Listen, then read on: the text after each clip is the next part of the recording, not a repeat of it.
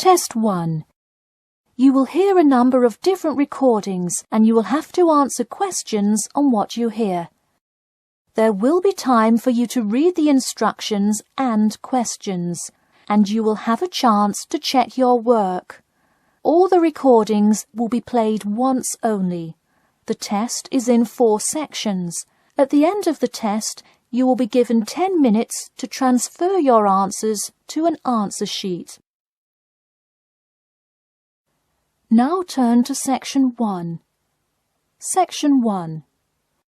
You will hear a telephone conversation between a travel company employee and a customer. First, you have some time to look at questions 1 to 5.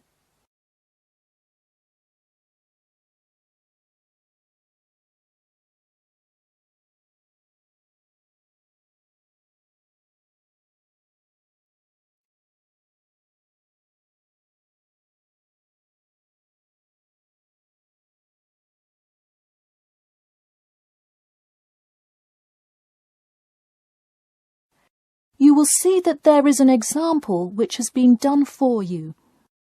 On this occasion only, the conversation relating to this will be played first. Hello? Hi, good morning. This is Talia from Parrot Bay Travel Agency. Is Robert Goddard there?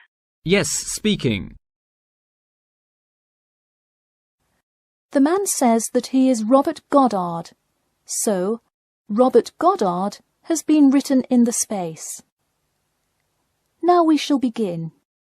You should answer the questions as you listen, because you will not hear the recording a second time. Listen carefully and answer questions 1 to 5. Hello? Hi, good morning. This is Talia from Parrot Bay Travel Agency. Is Robert Goddard there? Yes, speaking. I'm so sorry that I made such an early phone call, and I'm calling to ask a few questions about your most recent vacation. Could I have 5 minutes of your time? Sure thing. Great, thanks. Now, I see here that you visited Melbourne. Was this your first visit to Melbourne?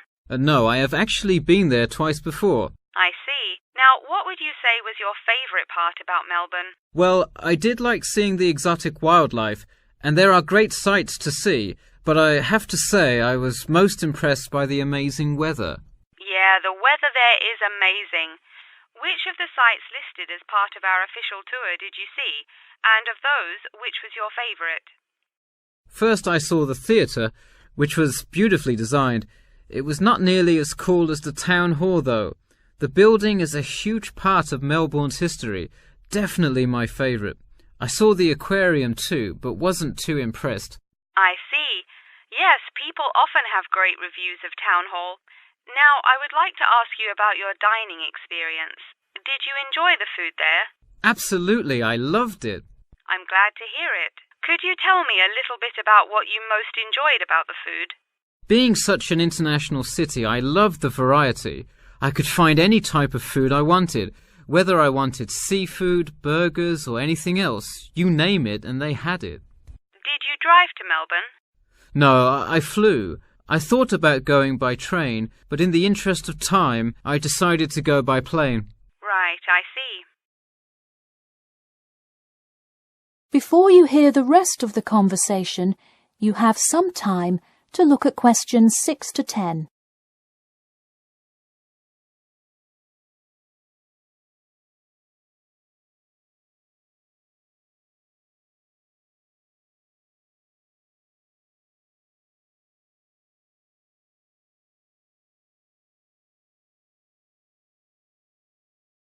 Now listen and answer questions 6 to 10. And would you mind telling me whether you are under 20, between the ages of 20 and 40, or older than 40? It would be nice if I was still under 20. My vacation probably would have been quite different. Actually, though, I just turned 41 last week. Oh, happy birthday. So, did you treat yourself and fly first class? No way. I would love to have a budget that high. I'm more in the mid-range income level. I wasn't always, though. I spent much of my life in a low-income household. I see. That answers my next question then, of income level. And what was the purpose of this visit? I had to go there on business a lot before and decided I would go there for tourism this time. I see. And what is your occupation? I am mainly a computer programmer. I also write for a travel magazine on the side, which is why I visited Melbourne before, but it's not my main source of income. I see. Wow, it sounds like you work a lot. Yes, I am very busy, which is exactly why I took a nice week-long vacation to Melbourne. I completely agree. Would you care to comment on your accommodation? My hotel was a good value. Staying in the city can get really expensive, so it was nice to find such a good price for the location and quality.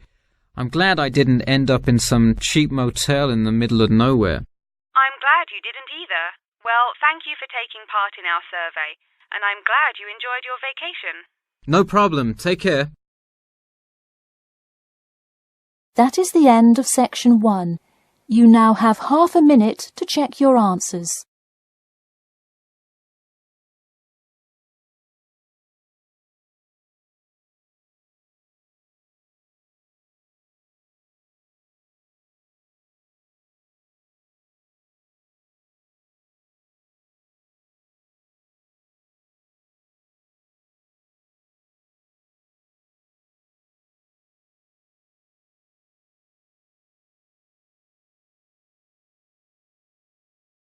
Now turn to section 2. Section 2. You will hear a talk about the main points of interest and the improvements made in the area. First, you have some time to look at questions 11 to 15.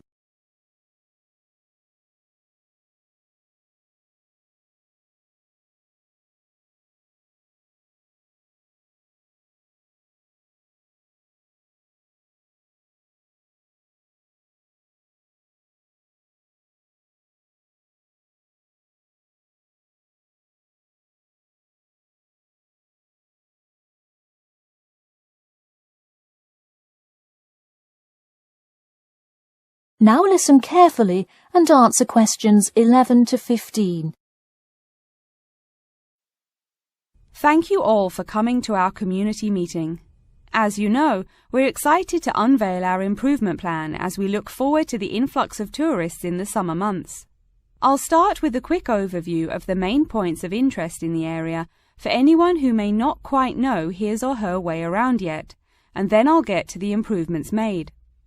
First off is my favourite, the Science Museum, which is on the corner of St George Road. If you have not visited yet, I encourage you to go before the busy season. It is absolutely spectacular. There is even a flight simulator you can try out. Just west of the Science Museum is the National History Museum. It's a sight not to be missed as well, with each floor devoted to a different era in our nation's history. There are special exhibits for children with interactive games and fun history lessons too. If you're looking for parking, it is available on the intersection of Queen Street and South King Street in the car park. Standard hourly and daily rates do apply. The best place for souvenirs is the shopping mall, though it gets extremely busy during peak times. You can get there from the Tube or the entrance on Timber Road, just south of Cornwall Road. This area has students everywhere, usually from the primary school across the street from the shopping mall.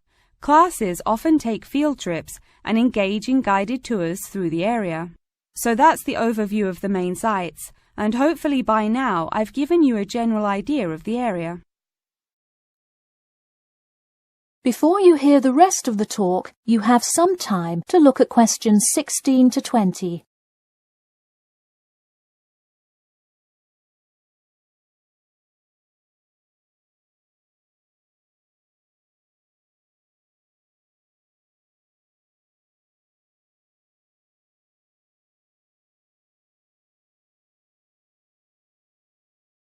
Now listen and answer questions 16 to 20.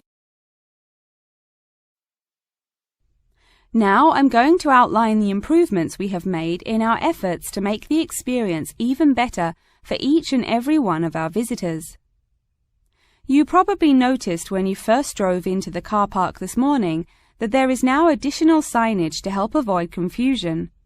The directions were not entirely clear at first, so we have increased the number of one-way signs indicating the correct direction of traffic flow. Not far from there, in line with our mission of giving back to the community, we constructed a brand new playground for the primary school. It is really something to be excited for. The equipment is state-of-the-art and includes swings, a small climbing wall, and even an obstacle course. Now we'll head north and take a look at the Science Museum. In response to our feedback from past visitors to the museum, there is now free information available outlining not only upcoming IMAX showings, but also natural wonders like meteor showers, eclipses, and other cool natural events. The Science Museum isn't the only museum improving the experience of its visitors.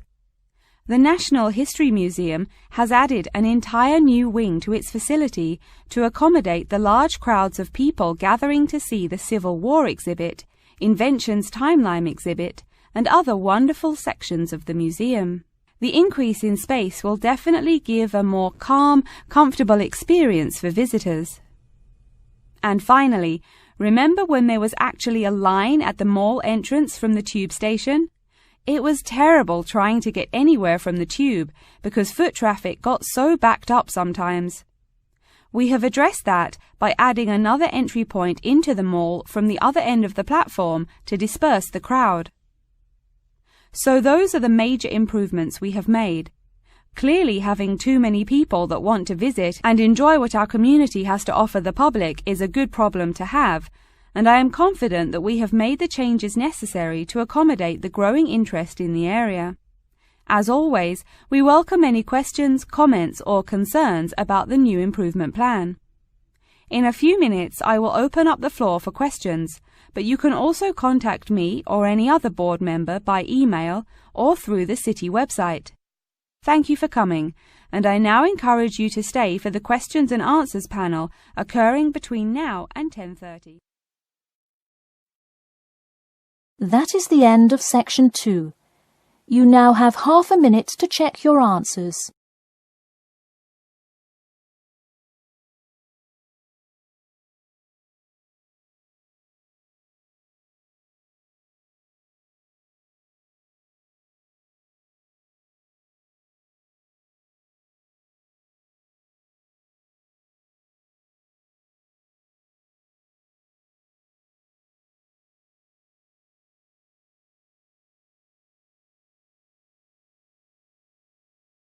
Now turn to Section 3. Section 3. You will hear two students called Jane and Mark talking to their tutor about the project assignments for their senior thesis. First, you have some time to look at questions 21 to 23.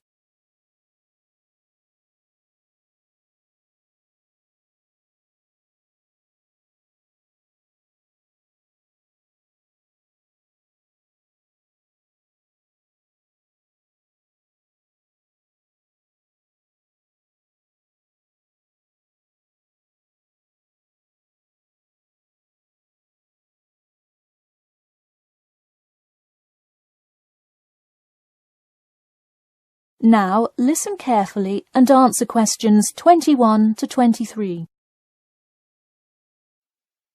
So, you were both given your project assignments for your senior thesis today, right? Yes, and we already have to submit our topics next week. But how could they give us a grade this soon? No, next week's due date will not be counted towards your final grade. The teachers are just going to read your topic and give you feedback. Oh, I see. So first we should come up with our topics, and then what? Well, once you know what you want to study, you need to think about how you'll study it. You need to decide on your research methods. The methods will be the main part of your paper. What about the results section? Well, I can give you feedback on that, but you will be the one carrying out an experiment, and thus will have to produce the results on your own. What I would like to do today is practice writing research papers before you even begin your report. I'll give you samples of old data from past experience, and you can practice writing results and drawing conclusions. I think that would be really helpful. Yeah, it sounds like a lot of extra work, but I'm sure it would make our actual project easier. You're exactly right. So let's get started. First, let's try this simple experiment on fruit flies. Read the information and then take 25 minutes to summarize a results and conclusion section. That's really important. Pay attention to the time limit. Okay, does it still have to be 6,000 words? No, don't worry about that. What if we get off topic? I wouldn't worry too much. You'll have so much information to write about that it should be easy to stay on topic. Before you hear the rest of the talk, you have some time to look at questions 24 to 30.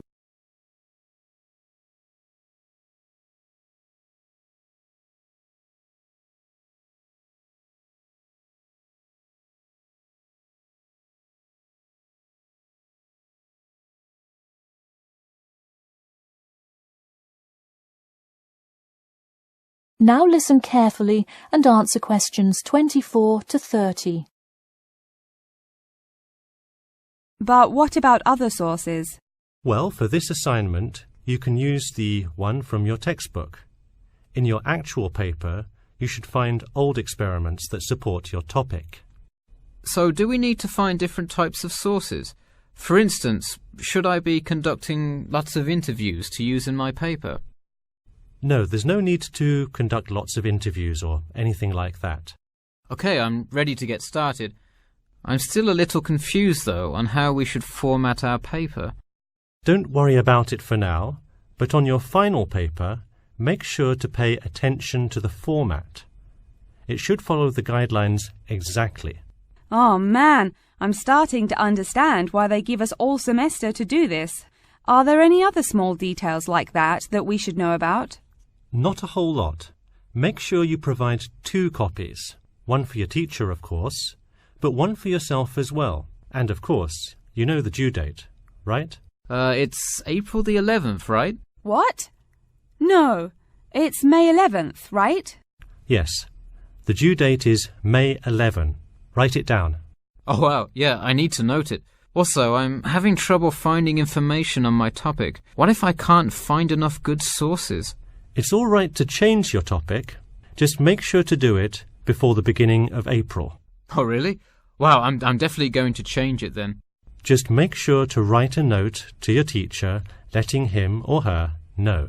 Okay, so getting back to writing this sample paper, where do we start? Should I just explain the experiment and what happened? Well, you need to start with your hypothesis, what you think will happen, and then describe your procedure. Then you can write up the results and your conclusions. Oh boy, I don't know if I can handle any more instructions. That is the end of section 3. You now have half a minute to check your answers.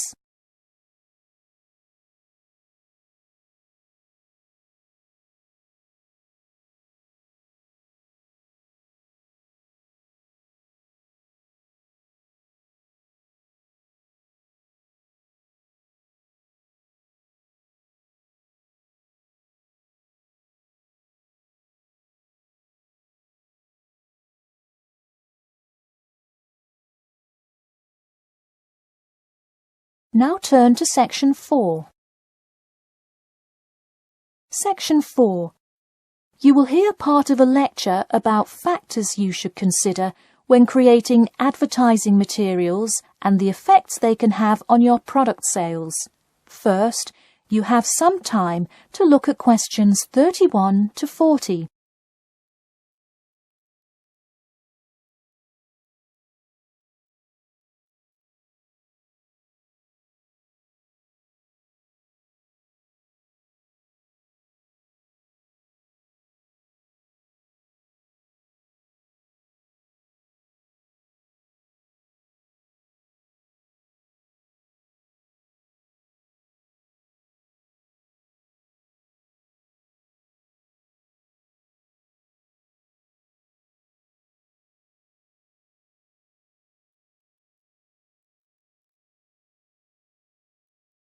Now listen carefully and answer questions 31 to 40. Hello class, and welcome back to Marketing Strategies. This week I will expand upon last week's lecture by talking about factors you should consider when creating advertising materials and the effects they can have on your product sales. Lesson 1. Limit your advertising to the geographic area of your target market. Though you may have a product that people want in a large area, the distance that customers are willing to travel is a significant factor in their choice of where to purchase that product. Take this example. If you're really hungry and decide you want a burrito, would you choose the restaurant that is a block from your apartment, or the one that is just as good, or even slightly better, across town? Of course, you'd pick the closer restaurant. Next, there's the method of communication to your target market. How do you decide among radio ads, TV commercials, flyers, or even word of mouth?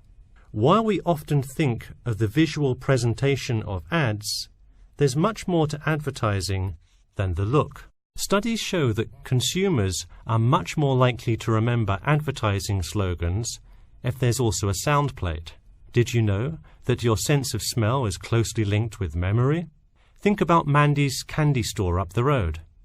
Every time you walk past it, you can just smell the chocolate, right? I bet you can almost smell it now. Just mentioning the name brings about the smell memory and, in turn, a chocolate craving. What better way to sell chocolate bars? Obviously, sometimes appealing to the senses isn't the most practical way to advertise. For example, it's a good idea to come up with a marketing strategy that adapts to the product, especially digital products. The flexibility of this kind of products is extremely important, so it's very common for advertisers to form one single layout for all of their ads, the visual, the medium, even the majority of the content, and simply update the ad each time they come out with a new version. Remember, advertising is all about stirring up the right feeling in your potential customers, whether by stimulating the senses, appealing to the intellect, and so on. Once the customer experiences the ad, the important thing is his or her reaction. Someone could love the ad you made, but unless he or she considers buying the product, you've failed to get the reaction you were looking for.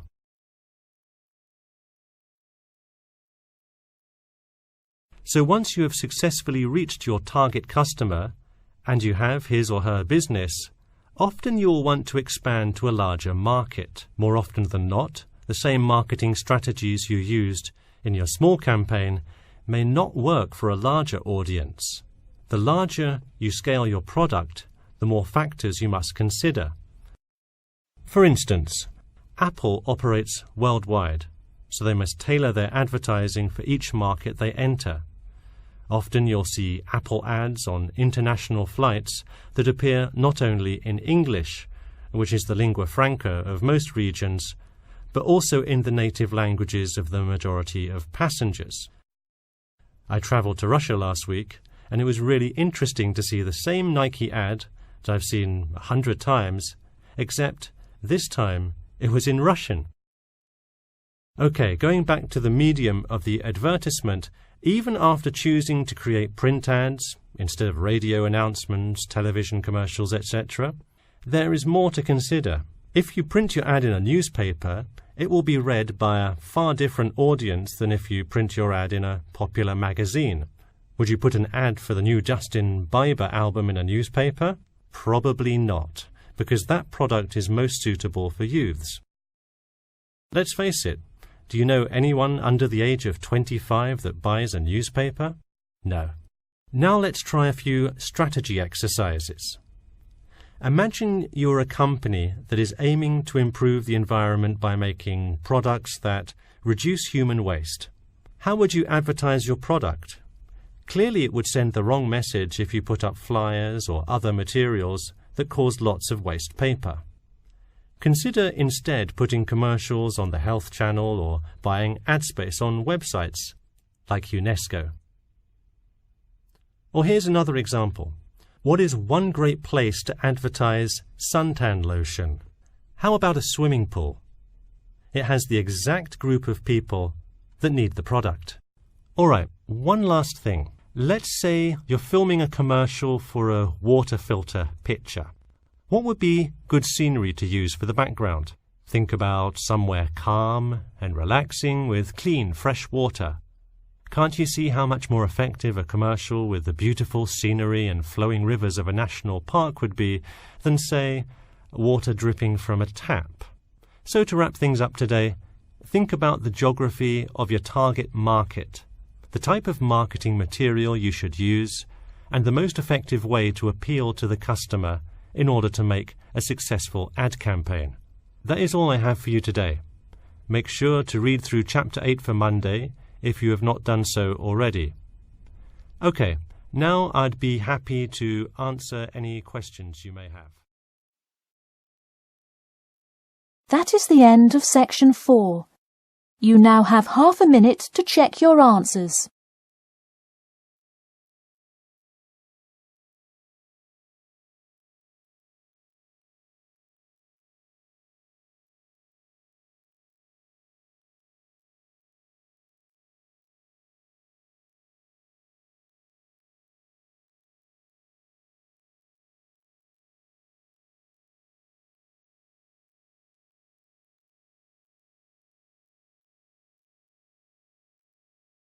That is the end of the listening test.